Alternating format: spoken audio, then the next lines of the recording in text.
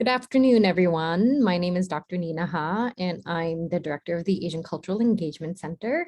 Thank you for being here and for attending this presentation called Let's Embrace APIDA-ness, Break the Cycle of Internalized Racism. Before we begin, I would also like to do the land and labor acknowledgement, or say the land and labor acknowledgement.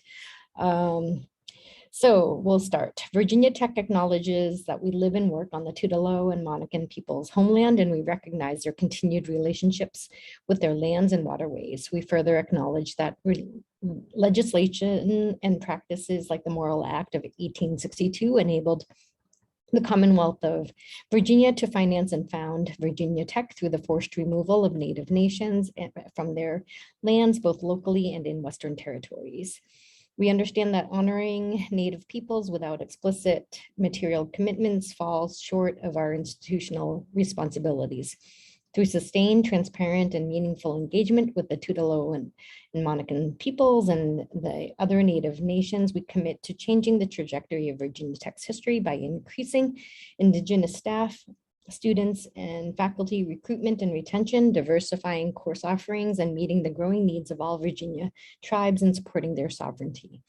We must also recognize that enslaved Black people generated revenue and resources used to establish Virginia Tech and were prohibited from attending until 1953. Through the inclusive VT, the institutional and individual commitment to UPROSM that I may serve in the spirit of community, diversity, and excellence, we commit to advancing a more diverse, equitable, and inclusive community. So without further ado, I would like to introduce Hanako Baker, who will be giving this presentation. So Hanako, the floor is all yours. Hi, I'm Hanako. I'm one of the two counseling center's doctoral intern, and I did my undergrad in UC San Diego, got my master's in marriage and family therapy from upstate New York, University of Rochester, and currently completing my last leg of doctoral degree in counseling psychology at Radford University, and I'm at Virginia Tech for internship. So my background is I'm a Japanese American. I came to the United States at the age of 17. So I consider myself as 1.5th generation immigrant, not quite first gen or second gen. So my lens is sort of informed by my own experience, but certainly my field in psychology and marriage and family therapy has really ignited passion in social justice. And being on this campus, I'm really seeing systemic issues in many ways, and mostly as a provider for, who serve patients who are from APIDA community most often. So hopefully this PowerPoint presentation resonate with you to some degree, and I'm covering really broad. APIDA is a diverse group, so I want to be mindful that I'm speaking from East Asian perspective, and I touch on some other things that may not personally I didn't personally experience. So I invite you to share your experience as you need to or feel comfortable to. All right. So yeah, sort of I said that already, but why I'm doing this presentation, not as a provider, but I also have seen my people from my life, friends, family friends, and of course clients who struggle with this beauty standard that's really centered on being as European looking as possible, as white as possible, and often the struggle this APIDA community face isn't as reflected. I think the body positivity has been sort of promoted, but then doesn't really include this ethnic feature related dilemma yet.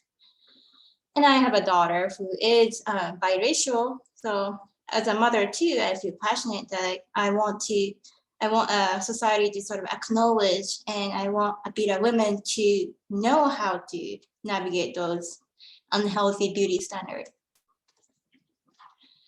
So loose agenda, I want to expand the concept of body image and sort of tie to specifically APIDA communities and introduce steps toward how we can embrace our ethnic futures. So I'll provide resources. Body image, broadly, it is defined as one's relationship with body. So it may include the way they believe about their appearance, how they feel about being their own body. So it's really strongly tied to one's psychological health too, self-concept, self-image. It cannot be teased apart really. And how we shape body image is mostly from socialization. We are from day one of life exposed to all sorts of societal message about what's ideal, what's not, what you should do, right? How you should eat, how you should dress. So those subtle societal messages, sometimes it's explicit messages like, oh, your nose is whatever. But often it is subtle. You get exposed to those Hollywood stars, fashion models. So you sort of make sense of the features that's more idealized. And body positivity is a movement, recent stance that I'm sure you've encountered on Instagram or, like social media, people promoting sort of like mostly more about size though, so all sides are beautiful and sort of fighting to have more inclusive acceptance of all sides. And for example, some people might have challenged certain clothing stores for lack of size, like above size 12 is missing. And then that is sort of communicating some ways of that is like unacceptable or, impossible size to have. And it could also look like somebody collecting the languages of talking about body shapes. And then yet it's still sort of limited to weight and body, right? Body shape. So I want to today expand it to include ethnic futures. Again, implicit message has been that beauty equals Euro-Caucasian futures. And women of color, even when they are recruited to play in movie or be a fashion model, those who get recruited tend to have more anglicized, more European features. So you may find some Asian actress or fashion models and still find them to have like a little bigger eyes, for example, or lighter skin colors. And that is, again, like subtle way of communicating that even within Asian population, you have to be somewhat more Europeanized to be perceived as beautiful. So this is a little clip that, I don't know, should I show this? I'll try. And if the audio is too horrible, I will stop. Let's see, open.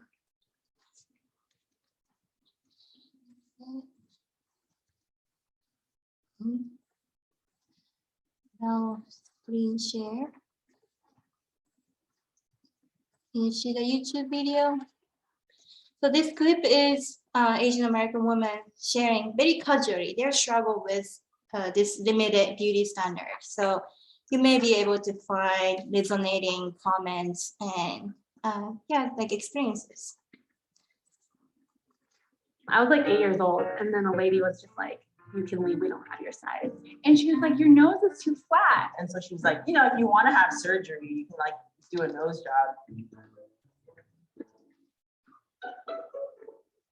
There would be times when I'm opening gifts on holidays and I'd be really excited and maybe receive snacks or like toys or just gadgets, as a little kid, but instead receiving like skin whitening products or double eyelid tape or like little gadgets that you can use to make your double chin go away. This is maybe not a good action on camera.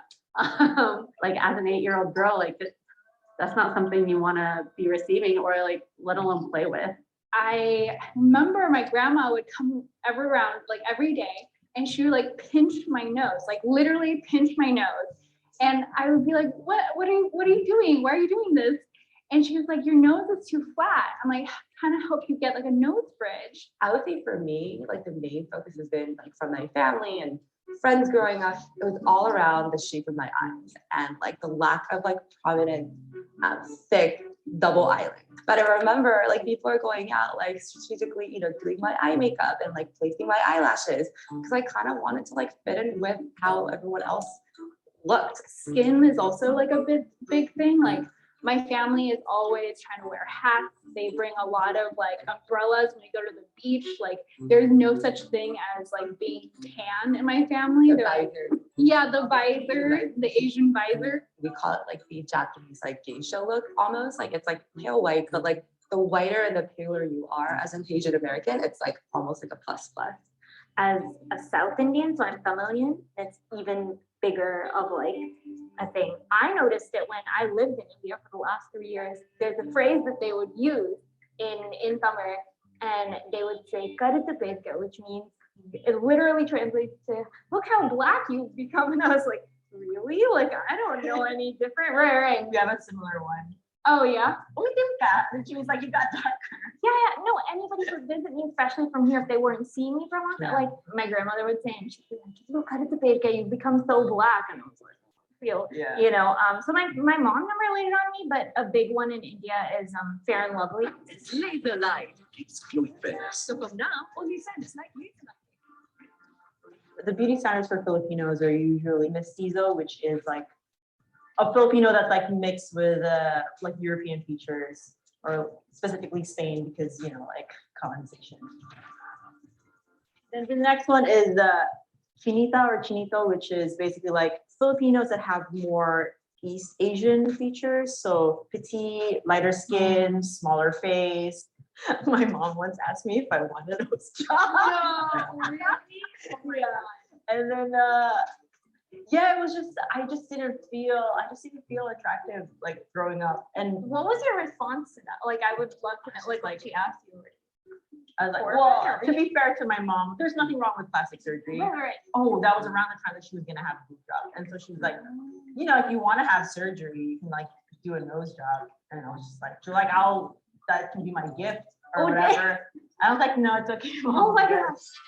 In India, there's big, at least from what I've felt over the last couple of years living there, skinny shaming is a big thing. The whole idea is like if you're too skinny, like you won't be looked at as fertile is one thing. Like that's a big thing. And then also it's like economic status. So it's almost because poverty is so in your face in a lot of areas, it's almost like, oh, well, if you're super skinny, you obviously can't afford to live a decent life. You know what I mean? One time when I was like really, really young, I went to Taiwan and I walked into a clothing store and I'm gonna cry. I was like 8 years old, and then a lady was just like, "You can leave, we don't have your size." I'm like an 8-year-old girl, and like it's weird because at that time as a little girl, you're just like happy and carefree, and for someone to say something so hurtful like that, it sucks.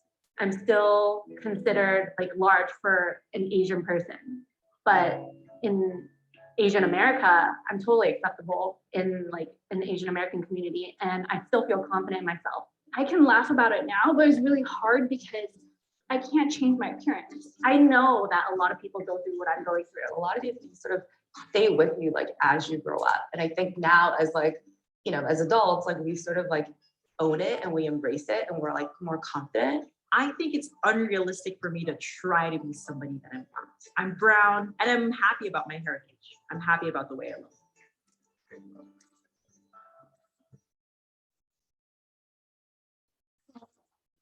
Let's hopefully some of that resonated with you all. And hold on, I'm trying to figure out.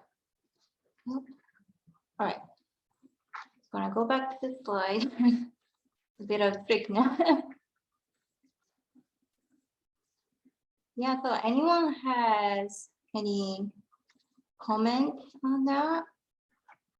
I don't know. You feel comfortable speaking up when it's recorded?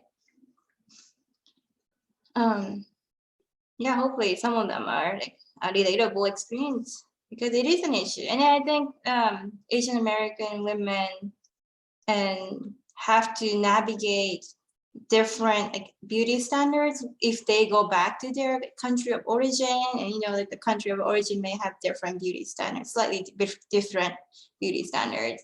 And they were talking about the body size, like body shape related standards are different, way stricter there than US, and skin color too may have different connotation.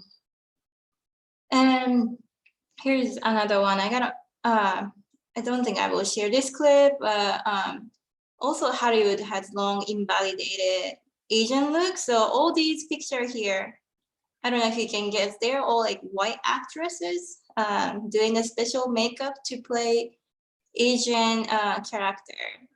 At that time, it was a combination of this very discriminatory, I think there was a law that interracial romance was prohibited. So at the time, there was also a lack of Asian actors and actresses. But if they were to have a romantic scene, and if the white actor was playing an Asian male character, then they had to cast the white actresses to play the cleverest, having a romantic scene with, because it was illegal to have interracial romantic scene. It's just absurd to think about, now. But it's only 50 years or so ago, right? And those special makeups they're wearing really emphasize how exotic future, how different Asian people look like. So you can see that like accentuating the smaller eye shape and like maybe like flattening the nose. The lady in the middle seems to be doing something with her nose to make it a little flatter.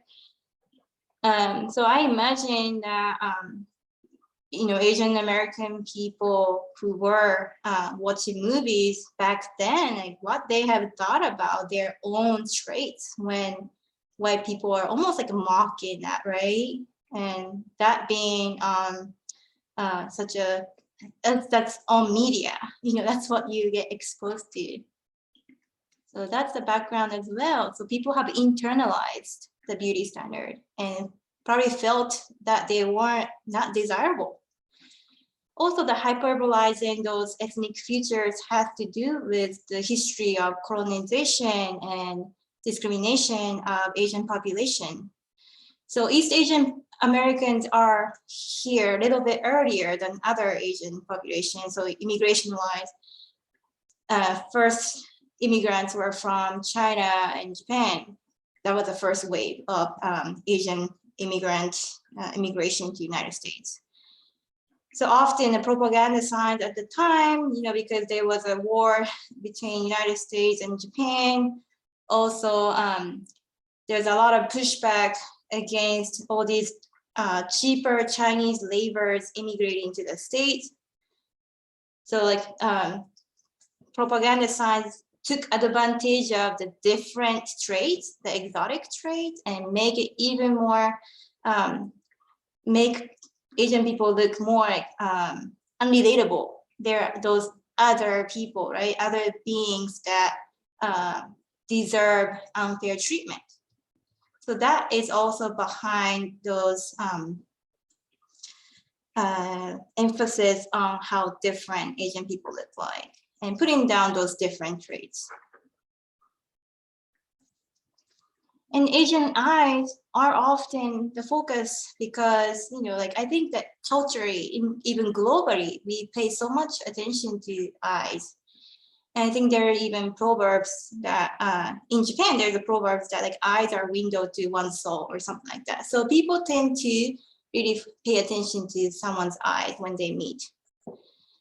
And Asians are like, often genetically have a little smaller eyes. And I don't want to get into that much because it's not my expertise. I think there is some thing to do with climate and, like the conditions of Asian continent has to do with that, like how we came up with this, how evolved into this slanted eyes. And Asian eyes are often described as slanted, monolid. Monolid is a term to describe eyelid shape without a fold or a crease. So like I don't know if you all are familiar with this, but in Japan, it's such a big deal to create a crease, because having a crease is like one step closer to European eyes. And without one, it is not as attractive. So many goes to treat their Asian eyes. It's nothing to be treated because it's not an issue, but still, because we internalize a beauty standard, we consider it as an issue or a problem to solve. So many go on to treat their Asian eyes. So here's, I will show a clip.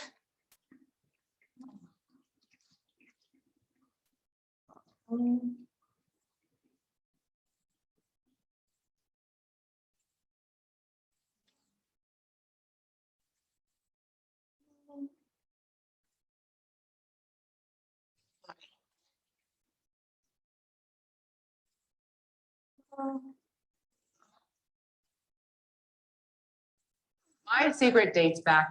A lot of navigating here. Sorry. Do you see the YouTube video now? Okay.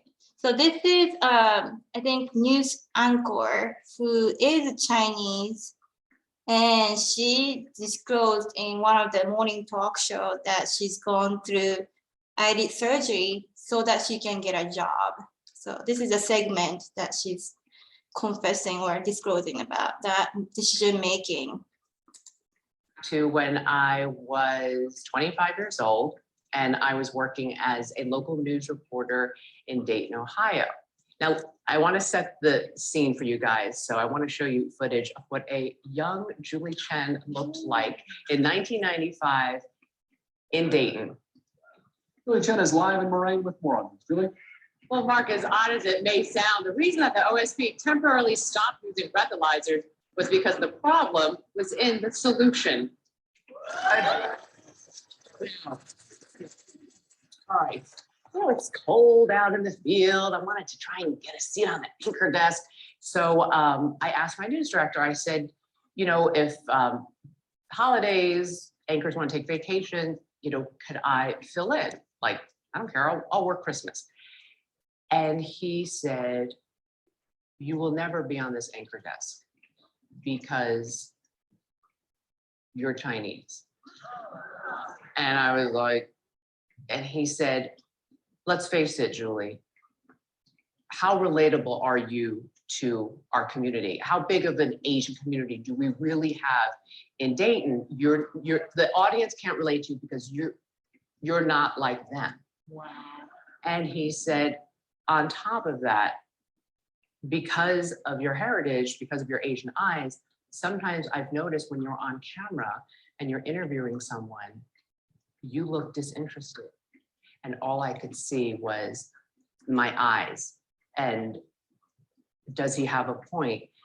And I mean, you can see in like some of my interviews, like I'm listening to, like in this one, I'm listening to this sheriff's deputy talk, and all I'm looking at is my eyes. Like, do I look bored or disinterested in what my subject is telling me?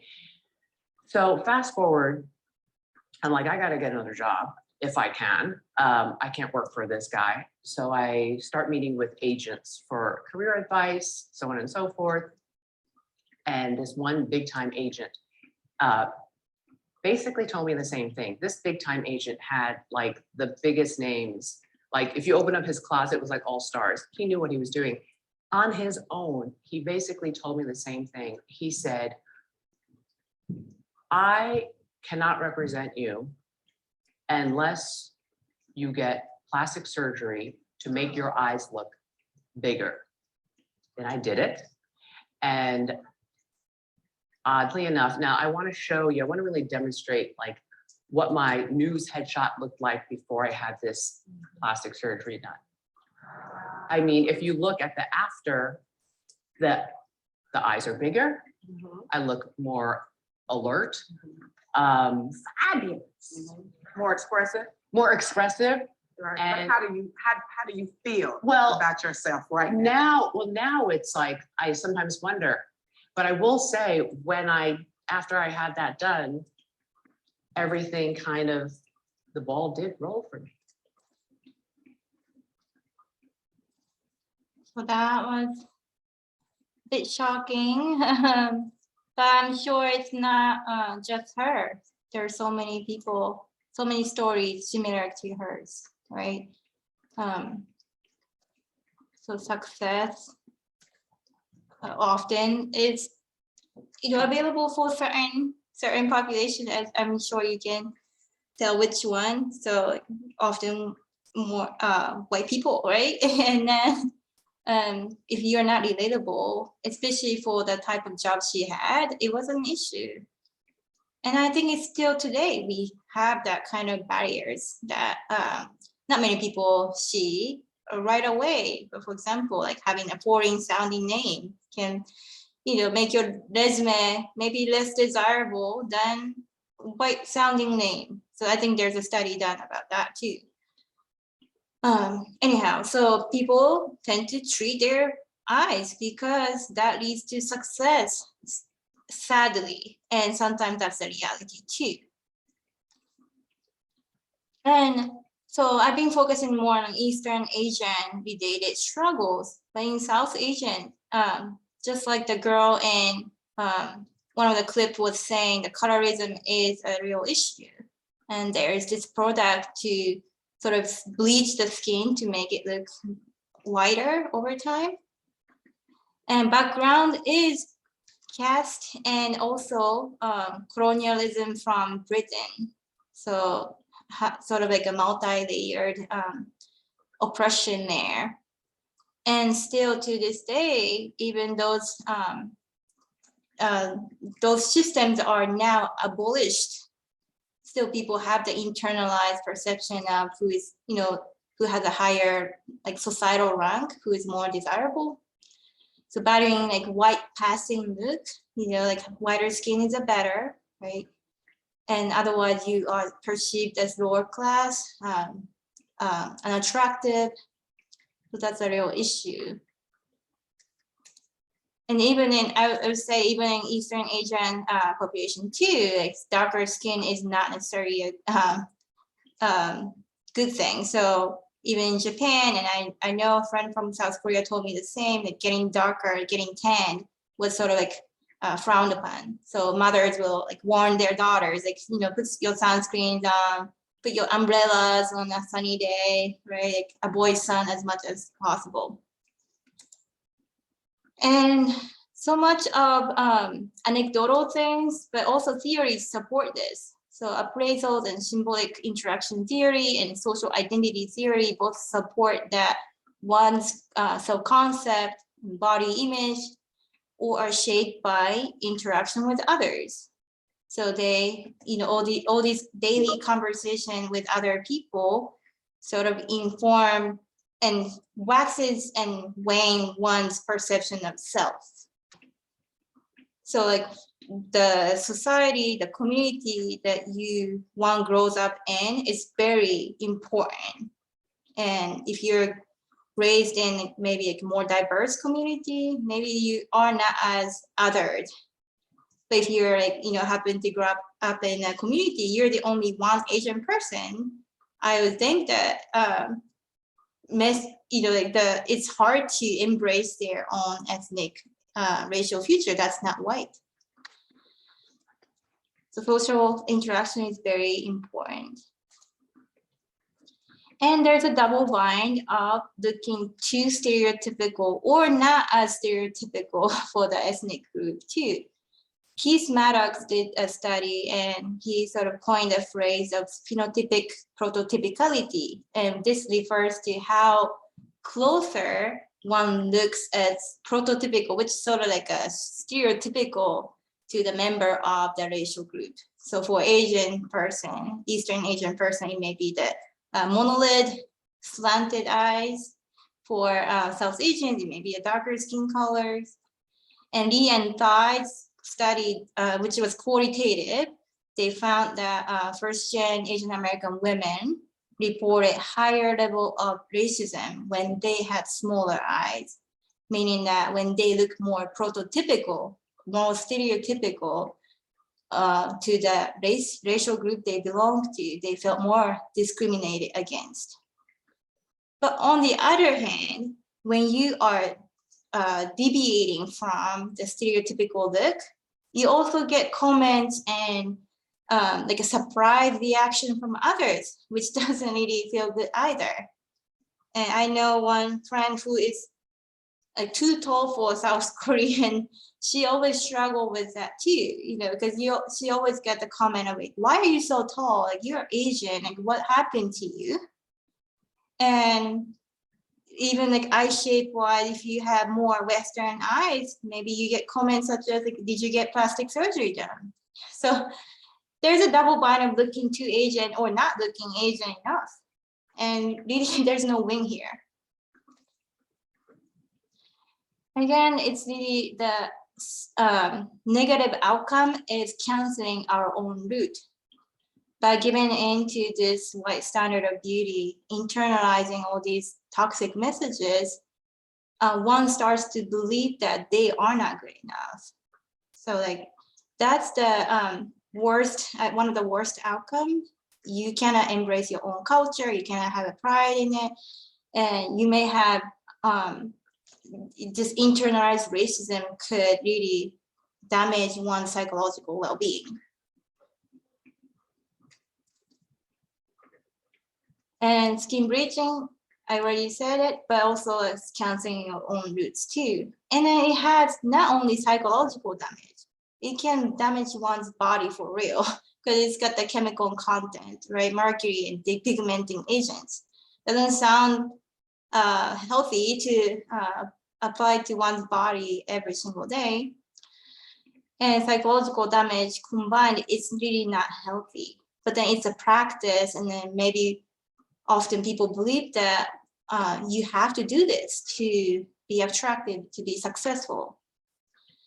And there's one woman's quote here I cited. As a child in their early 90s, I was told by family and friends in Pakistan how lucky I was that I was half white.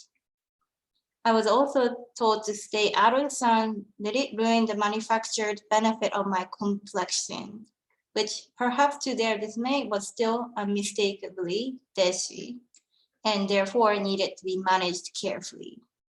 So this woman, even she was half white, the status was seen as volatile, right? You could lose if you get any darker, if you make mistake being sun too long. And this privilege was, again, like a very fragile thing for her. And then the message, that this mixed message that she grew up with, I cannot imagine how unhelpful that is to help her develop more solid self-concept, self-esteem. Because it's really dependent on the situation. If she got any darker, then she wore less than the time she was, you know, like maybe lighter. And it's not stable self-concept at all, right? And some of the women in the short clip was talking about parents promoting nose job, right? Eyes plastic surgery.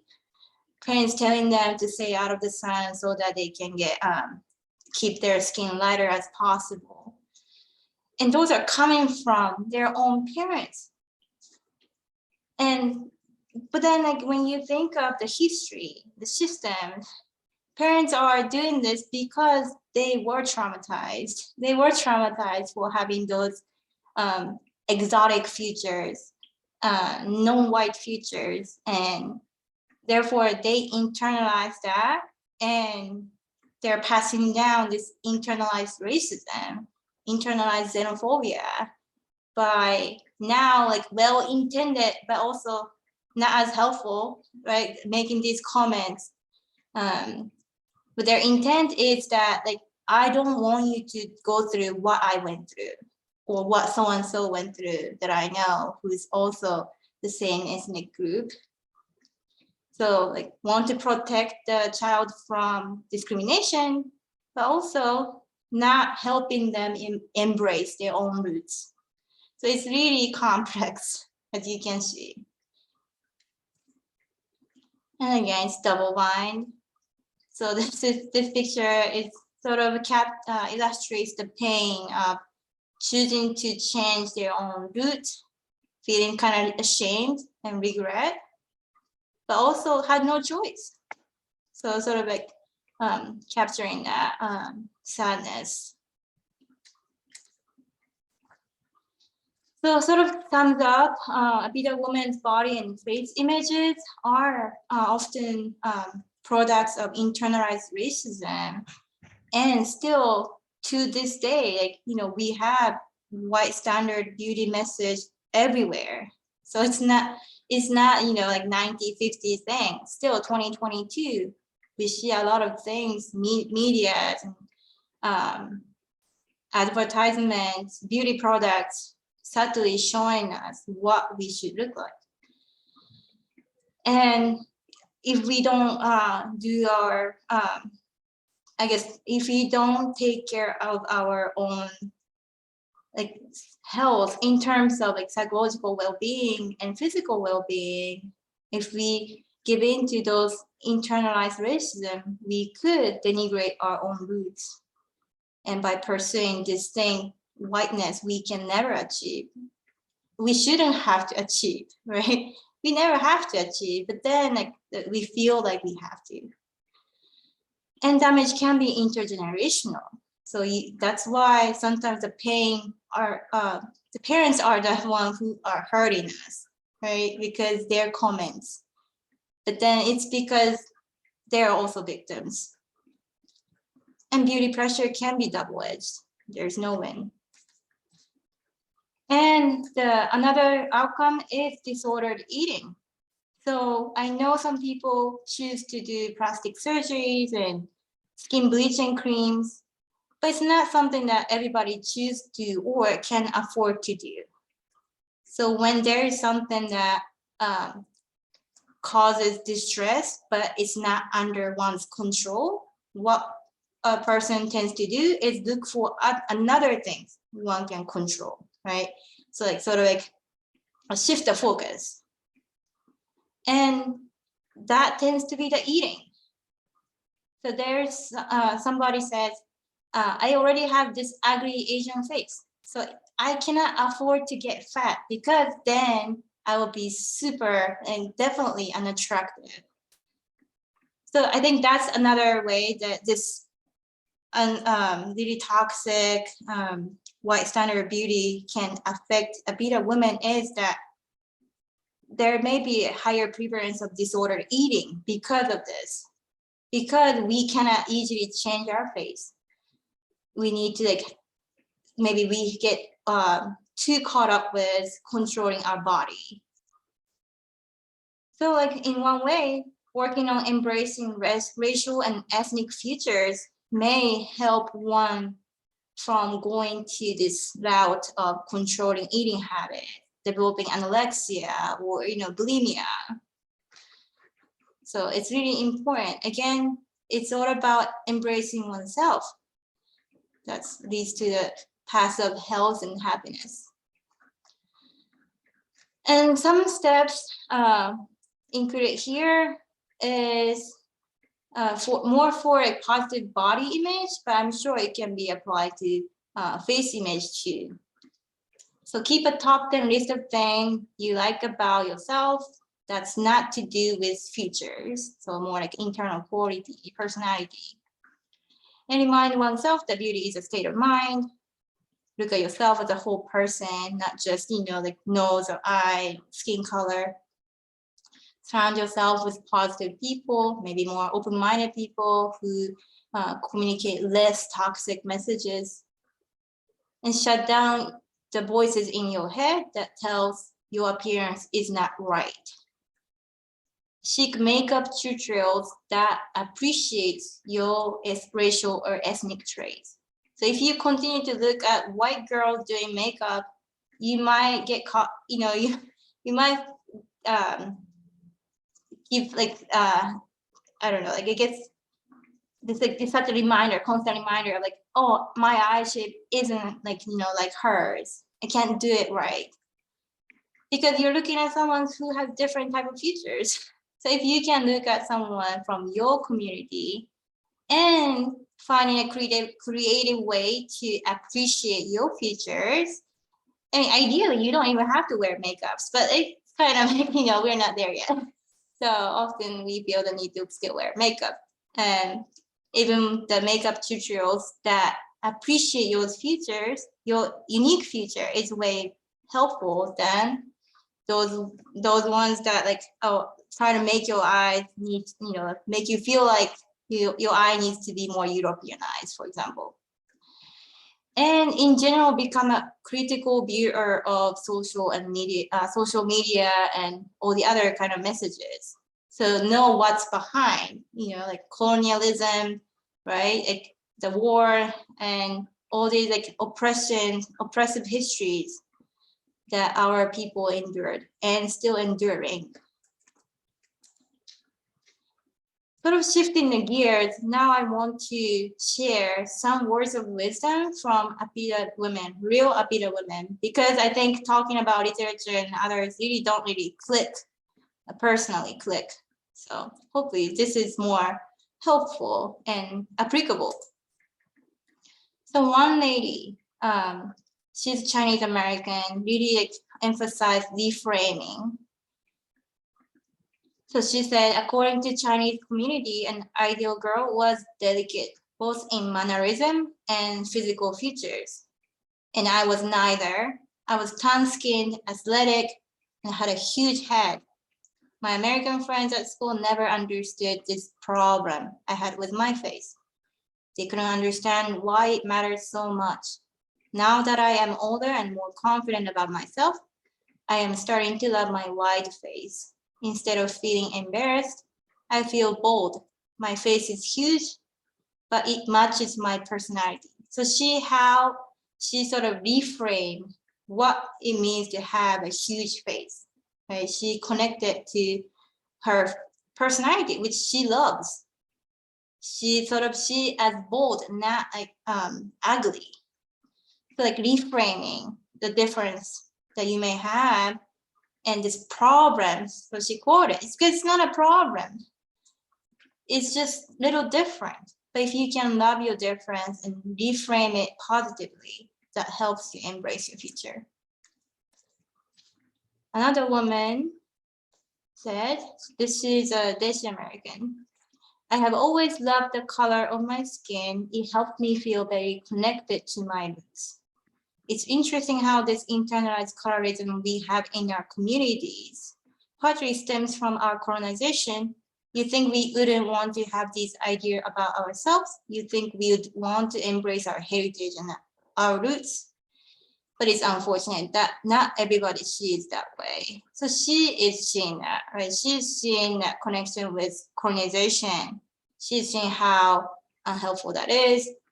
So instead of seeing the difference, again, like being darker as something to be ashamed of, she's seeing that like that's my roots here, right? That's what I'm proud of. I want to share a little clip since this is really cool.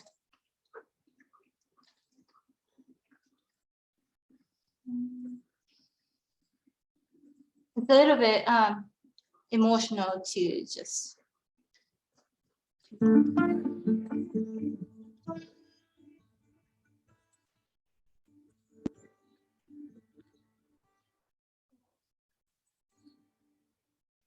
The age of 9, I've been slapping my face with fairness creams. Every face wash was a slap in the face because I was a skin tone which was ugly. My chest is too small for a girl who just hit puberty, and my skinny waist and unhealthy thigh gap was the only thing I wore confidently around. I had a voice and opinion, but they muted my sound, probably because I was told boys only like girls who were fair and lovely. My cousin brother starving himself because skinny abs were easier to obtain on a healthy diet. He read about actors doing juice diets. He decided he wanted to try it, all because there wasn't a single GQ or man's word that didn't have abs. And boss, we forget that beauty for men also comes with the cost. And it asks for a penny for your thoughts, but I heard being healthy is wealthy, and it's both we've lost. I am the color of the strong fragrant tea. Auntie sips are not remarking. Bipasha would be prettier if she was fair. The color of our skin dictates our beauty. That's not the only thing that's unfair. When we brown girls revolt against our own reflections, every single time an Indian magazine puts a light-skinned girl on a cover calling her brown. I asked my mother to get me healthy, yellow paints over yellow paints, because anything is better than brown, anything is better than dark. Only light skin with European features are considered art. My friend's face is covered with cream more than his girlfriend's kisses. He flinches every time she says she accepts him for his true colors. How do I teach him to embrace the color of his skin when she keeps gifting him fairness creams, his daily baptism with sunscreen to protect him from suntans, men lathering themselves to the same behind closed doors because apparently being insecure makes you less of a man? When I was asked to be an ideal body type, I was taught they want the curvy chick but not the cellulite. They want the big butt but not the thick thighs. They want the talk small but the waist smaller. They want the heart big but the chest bigger. And often women of gender reiterate these thoughts, but you see, it's internalized. It's what we've been taught. So I asked my mom, instead of looking for grooms who are fair, let's look for grooms who treat people fairly. Because the color of someone's skin isn't what we should consider when we look to marry. Virtues, belief, opinion, and decisions scale larger than a stand on a fairness scale. Forget Snow White, say hello to chocolate brown, I'll write my own fairy tale. There isn't a single person who isn't pulled apart by these expectations. Brown girls struggle getting the right foundation, boys constantly doing weight calculations. We're all more than our coloration and body types, because you and I, we're all alike. With the hope of being able to someday love another, let's begin by being our own first lovers. Because people aren't made to fit or custom made, it's time we realize love comes in all shapes and shades. It's time we loved all shapes and shades. So I thought that was powerful. I hope you liked it as well. Really highlights how she's damaged and she is challenging people to not continue the pattern, right? So let me go back to the slide. Okay.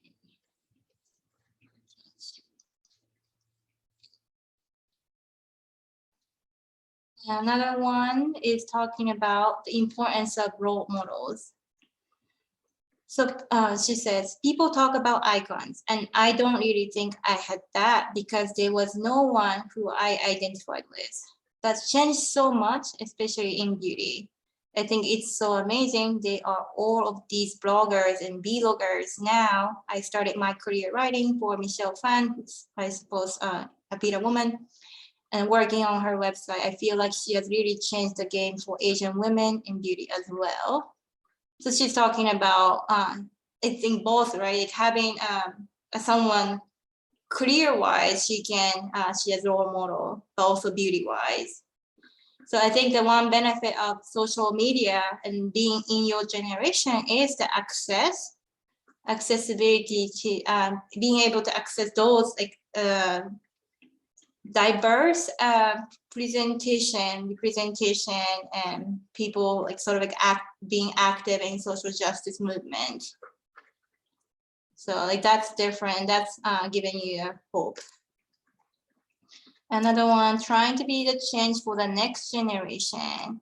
This woman talked about how she's still fighting for herself, but also want her passion to become the mother who can celebrate her child is helping her own journey as well. So she said, the way I look is now part of who I am. I wouldn't change it, but I know I'm still affected by this because when I look at my daughter, I do love that she's half white and has fair skin and has creases in her eyelid. And I think, why do I feel this way? If she didn't have them, it's not something I would have ever talked to her about. I want to be a mother who celebrates her child. It's more that my own insecurities are believed in that she has fair skin and Western features. So she's recognizing her intergenerational trauma and trying to cut the cycle. And there's this, again, like, sorry for keep sharing these little clips, but I really like to have a visual. So there's this little clip about a children's book that I also bought for my daughter. I want to share.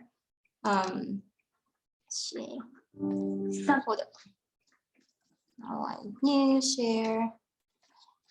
And I wish I had this growing up too. It's called Eyes That Kiss in the Corner. And children's books have a really unique, like something magical about them because they are indirect and very succinct and communicating something very deep. And so this is a book, but it has a video sort of like describes the book. So I'll play that really short video. Some people have eyes like sapphire lagoons, big eyes, long lashes. Not me.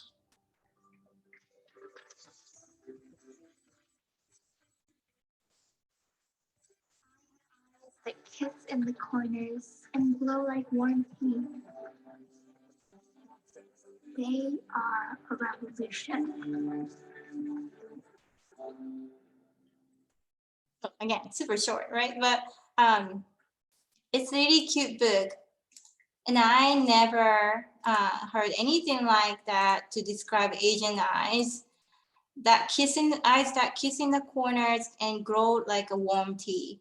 And I love that expression so much. And I just think that it's such a, again, subtle, gentle way of promoting one's, and just helping one embrace their own beauty, unique beauty. Because it starts from day one. I've been telling you, it starts from really early age.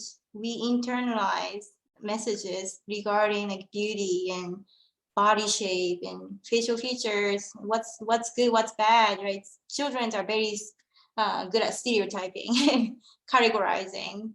So those books are important, I think, and it is a revolution. We hope to see more of those books. And another woman says, appreciate what you have, and instead of like sort of focusing on features, focus on inner beauty. So this is a Korean American woman. And so she said, we are also self-depreciating and can seem like we lack confidence. Asian people have inner strength, but it doesn't always flourish as confidence. Our strength is very introverted. So basically, partially because of what had happened in the history of Korea, partially because in Korea, confidence is a gained merit and not a given merit.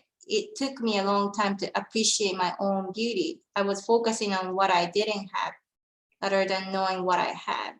So she's sort of like, this is very, I think a lot of it's rolled in her comment, right? So she's sort of like touching on this introversion that Western folks tend to really focus on in describing Asian people, something that's not as desired features, like even introversion is, right? Where though like in our history or in culture, introversion is something that's seen as virtue, inner strengths. We think deeply before we speak. Maybe that's why we're quiet. So sort of she's tying that to her inner strength and sort of paying attention to what she has within herself. And that's different, and loving the difference. Another person is really encouraging to see the bigger systemic issues, and especially intersectional feminism. So like gendered racial microaggression, right? Like being women, we get some oppression, and being Asian women, that's another, that's like combined oppression of race and gender. So intersectional feminism and messaging to women that there are so many types of beauty and ways to be you, she's really passionate about that. So being the part of the change, part of change, challenging this systemic issue is giving her a sense of empowerment. And this is the makeup tutorial thing that I will just kind of skip because I kind of go over that already. And this lady is really emphasizing diversifying one's community, because if you're surrounded by people who think you are not good enough, how helpful that can be. And it may be dependent on where you live, regionally where you live, because sometimes the diversity may not be available. But on college campus, I think you can seek out and maybe intentionally diversify your community. So she said when she was younger, it was hard to deal with, and it was easy to be influenced by other people. And now she is surrounding herself with really diverse, group of folks, and sort of normalizing being different and like appreciating each other's unique beauty and unique strengths has helped her. And being your generation, again, there has been some change, right? The Hollywood has made some progress. Now they're casting more people who are not just APIDA community, APIDA women with Anglicized feature or APIDA women with lighter skin color. So there is a hope, and hopefully we can see more nuanced portrayal about what a APIDA woman look like. Maybe, and there's an example of somebody who's a Muslim woman who isn't just a woman who wears hijab, who's East Asian woman who doesn't have like slanted eyes, or who doesn't who doesn't own a Chinese restaurant. So like those stereotypical representations are, I think, decreasing in Hollywood movies, so that there's a hope. And again, it's a balance. So we talked about a lot of like embracing one's physical features, facial features, but also not get caught up with that, like this feature isn't all the only thing that defines you as a person. So really focusing on your internal qualities and inner strength is also helpful. So it goes like, you have to balance how much you love, embrace your physical features, and don't think it as the only thing that defines you. And some of their body practices sort of coming from the counseling perspective, but can also promote self-love. So it's really tied to mindfulness, like slowly locking your body, like kind of envisioning like you're embracing yourself can be helpful when you're like really upset. Humming can help too, especially group humming. So if you have a close friends, when you're all in distress of some kind, maybe like instead of trying to talk it out, sometimes just hum a song together and then physically feel the synchronization can be helpful in regulating your body too. Rubbing your belly, it sounds like kind of infantilizing thing to do, but it can be soothing because, it soothes baby, and we were once a baby, so I'm sure it works if you do it intentionally. Take a warm bath, mindful walk, imaginary exposure, meaning like, this is sort of like a jargony, but imagining some relaxing place or memory, and while you do deep breathing and such can be also helpful. So this is when you get activated with either, like being microaggressed or, receiving those like body shaming, face shaming comments from family, because sometimes, hurt can come from your own people, right? Like I said, because of the intergenerational trauma. These can help you cope with that. And of course, there are on-campus resources, including Cook Counseling, Shifford Health Center, and definitely Asian Cultural Engagement Center too. And Hoki Wellness can help with the disordered eating and such. And there are some online resources. So yeah, that's it. I want to open up for any comments or questions. Thank you. Thank you so much, Hanako. Really appreciate it. It was really comprehensive. In the chat, I was asking if you could actually put all of Oh, the... sorry, didn't pay attention at all. Yeah. No, it's fine. If you could please send links to all of the videos that you've had so that we can actually have that. For those of you who want to, who are attending, we also have Hanako's presentation available for you. If you want, just feel free to contact me. I'll put my email in the chat as well. So feel free to contact me if you want a copy of that. I am going to stop recording now, and then that way we can actually have a conversation, but it's more, you know, I don't know. Anyway, for those of you who want to share but don't want to be recorded. So let me just stop.